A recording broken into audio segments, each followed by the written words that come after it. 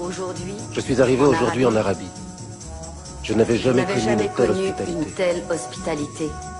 Une fraternité si vraie, telle qu'on les pratique ici dans l'antique patrie d'Abraham et de Mahomet et des grands prophètes des Écritures.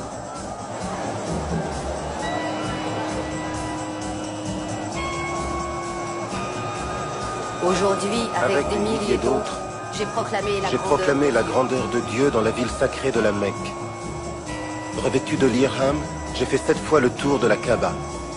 J'ai bu l'eau du puits de Zemzem. J'ai prié Allah du haut du mont Arafat.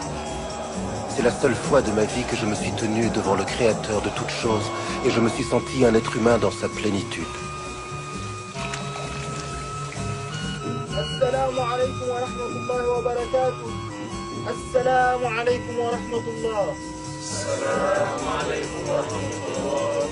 Assalamu alaikum wa rahmatullah. Ces lignes te choqueront peut-être, mais j'ai mangé dans la même assiette et bu dans le même gobelet. J'ai prié le même Dieu que des musulmans dont les yeux étaient bleus, les cheveux blonds et la peau d'une parfaite blancheur. Et nous étions tous frères, vraiment. Des gens de toutes les couleurs et de toutes les races qui croyaient en un seul Dieu, une seule humanité.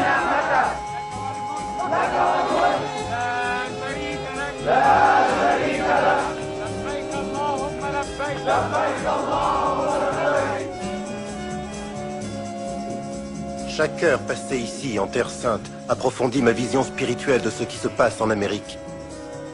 On ne pourra jamais reprocher aux Noirs américains son animosité raciale. Il ne fait que réagir à 400 ans d'oppression et de discrimination. Mais le racisme mène l'Amérique sur la voie du suicide. Et je crois que les jeunes générations saisiront la menace de son évidence et beaucoup voudront se tourner vers la connaissance spirituelle de la vérité. C'est l'unique façon d'éviter la catastrophe à laquelle conduit le racisme. Une fois déjà, en prison, la vérité a surgi et m'a aveuglé. Cela s'est produit de nouveau. Dans le passé, je condamnais tous les Blancs en bloc. Et ces généralisations ont dû blesser certains Blancs qui ne le méritaient pas.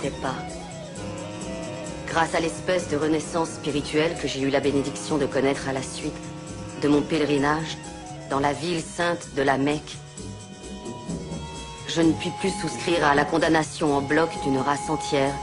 J'ai l'intention de me montrer très prudent afin de ne condamner personne. J'ai l'intention de me montrer très prudent afin de ne condamner personne dont la culpabilité n'était éprouvée.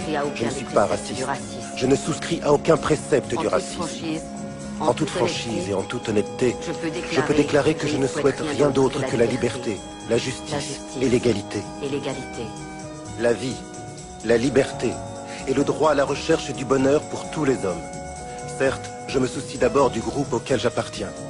Plus que quiconque, nous sommes privés de nos droits inaliénables. Mais je suis convaincu que la vraie pratique de l'islam peut extirper le cancer du racisme, du cœur et de l'âme de tous les Américains. Et si je sais, à l'heure de ma mort, que j'ai apporté un peu de lumière, expliqué une quelconque vérité significative contribuant à la destruction de cette maladie, tout le mérite en revient à Allah, Seigneur de tous les mondes.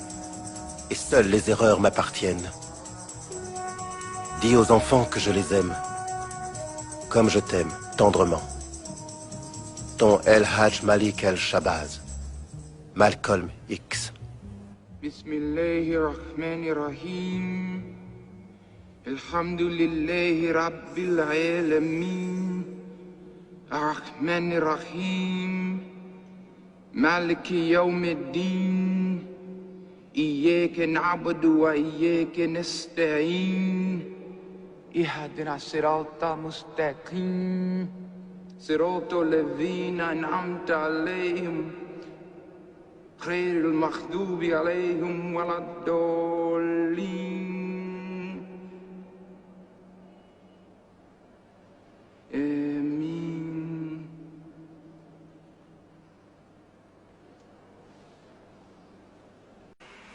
Je crois que les musulmans là-bas se considèrent comme des êtres humains. Comme des membres d'une seule famille humaine. Désormais, j'ai des amis noirs, rouges, jaunes, bruns et blancs.